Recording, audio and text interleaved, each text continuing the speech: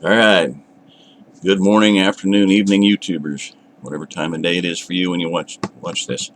Um, I've been busy. If you've been on my, if you're seeing this, you're on it. My channel, How to Get Out of Babylon, and then I'm going to post it also on my Jerry Diamond channel. My daughter mentioned the idea of playlists, and she created a monster. So I spent a lot of time doing that the last few days, all night long, 3 nights, I think almost in a row.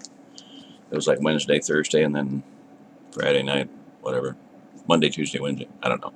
Anyway, I've been creating playlists, and what I'm looking at is with the capability of YouTube. I mean, I wanted to get on to help people, and I can organize the information out there.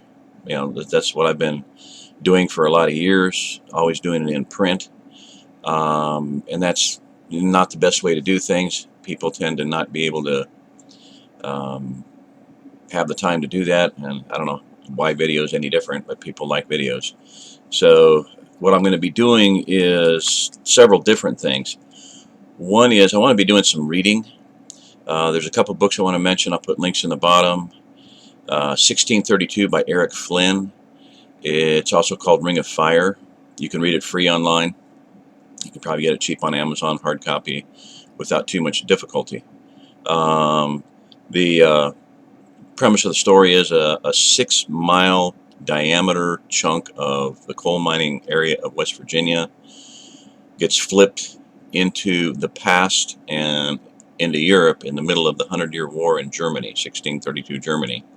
And the 6-mile chunk of Germany gets flipped into West Virginia. Some kind of time warp, blah, blah, blah, wormhole, whatever. Some aliens were playing with some strange device, and they were kind of doing it. I don't know if they did it accidentally or it was fun. I don't remember. Anyway, point being is 6 miles of modern America put in the middle of a 100-year war. Very fascinating story, but the reason I am very impressed with it, and it's developed like a whole world. I mean, I have no idea, maybe 30 books, other writers, what you call, whatever the heck they call that, writing in that genre. Same thing that happened with Eric, what's his name, Brandon Sanderson, in the Wheels of Time series, and a lot of other people doing that. Anyway, I'm going to be doing that. I'm going to develop a university of a playlist of university. I'm trying to organize the best I can. It's a mess right now. Did as best I could, and with 3 days into it, I've got about 700 videos posted between the two, and that's pretty much 350 between the two, because most of them are the same. They're not all the same, but mostly the same. They're not all dead, but mostly dead. Mostly dead is not all dead. So anyway, real quick here, I did a Solarium video. I'm going to be uploading that. Another video on my Solarium, how I constructed that. Hunger Games. I'll put a link down below, and I'm going to wrap this up real short here. The Hunger Games, The Hanging Tree. There's an 11-minute, I think it's right at 11 minutes, by Mainstay Pro. If this scene is actually in the movie and not just from the book, and if the movie indeed does this scene and do it any better than these people did it, I would be blown away. It is a phenomenal piece. It crystallizes the message of the Hunger Games in 11 minutes. It crystallizes everything I'm doing in 11 minutes. There's food, there's freedom, there's weapons out there in the wild, in the wilderness, and that's where people need to go to be free. If you want to have freedom, you need to be able to grow your own food and have your own place.